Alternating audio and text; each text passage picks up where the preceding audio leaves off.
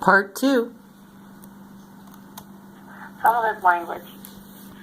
One of the more intriguing discoveries in respect to 2012 AD are the results of a new phenomenon called novelty. And these are from scientists, and science is fact, from what they study. Okay, the results of a new phenomenon called novelty. This phenomenon is thought to be the basis of creation and conservation of higher ordered states of complex form in nature and the universe. The time wave, as described by, and there's a website, is considered to be nothing more than a graphical depiction of the process which describes the ebb and flow of novelty. Such a process is describable within the framework of piecewise linear mathematics and general and vector mathematics in particular, of particular importance to the end of the world type is the fact that the end of the wave scheduled for December 21st, 2012 shows an extraordinary aggression of novelty into space-time, or in other words, this represents that change itself is accelerating to incredible levels. This is equivalent to an acceleration of current or velocity. The essence of the radical change of pace incorporated in the fifth element and connected physics, this is the third derivative, which in turn provides an unlimited and universal connectedness. This is author Jung's, Jungs, control and consciousness aspect. He's a scientist. In one summary, it was noted that this last cycle, extending over 384 days, contained more transformation than in all previous cycles. And this is the cycle we're in right now. Essentially, all of the year 2012 and then some. Furthermore, there was also associated with the longer cycle a 6-day cycle when things begin accelerating even faster. If you think about your life right now, you can say that we are going faster in all kinds of aspects. Okay, that was me. Presumably, December 15th, 2012 to December 21st, 2012 AD, and the last 135 minutes, 18 barriers comparable to the appearance of life or the invention of language would be crossed. They were just giving examples of what barriers would be.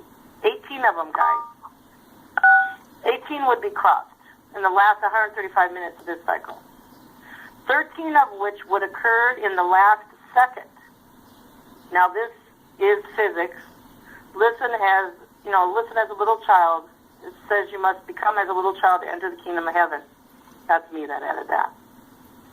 This sudden collapse of the time wave on September 17th, 2012.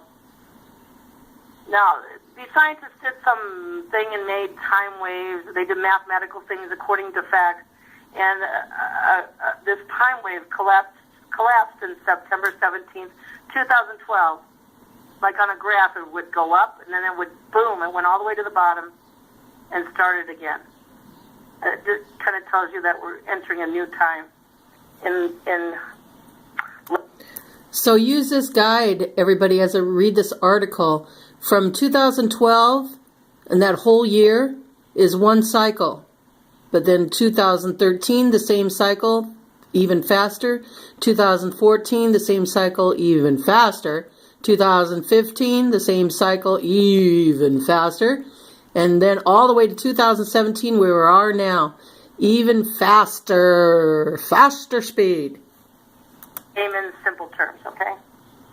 This sudden collapse of the time wave on September 17th, 2012, with the attended massive transformation of the world and its stead, represents, if true, the mother of all paradigm shifts. It simply cannot be treated lightly, provided that the mathematics are correct, and there is considerable evidence that the mathematics are indeed correct. This is the same sort of revolutionary criteria shown in the fifth element, where on the assumption of a correct mathematical description of physics, one can prove the connectedness of a universal unlimitedness of all beings and things within and without the universe. Key to the novelties phenomena are the complementary aspects of novel and habit. That's a complementary term, novel. Novel is a complementary term. I'll describe it in a minute. It means novelty. When I say novel through this article, novelty means something new, or something changing. And habit means something old. Okay.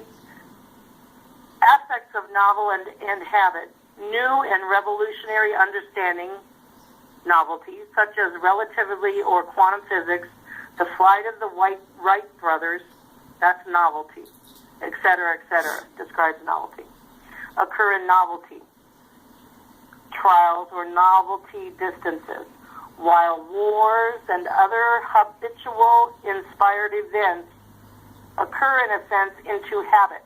That's what the word habit means in this science article. Habit is wars and wars and other habitual inspired events occur. Okay. Which habit is the antithesis of novelty, the opposite. Novelty is new, habit is old, and they're opposite. Okay, when events include both novelty and habit, there can be a moderation of each, such as in the example of the time wave history of World War I period. Considering with the advent of relativity theory, in more modern terms, a war on terrorism would be an ascent into habit. That is a very bad idea, but on which may be moderated by advent of the novelty. This bad thing, this war on terrorism, can be moderated by the advent of novelty, which by the changing or new things that are coming. You know what I mean? Internet and the understanding which such communications can and do provide the implication of the distinctions between novelty and habit is particularly profound.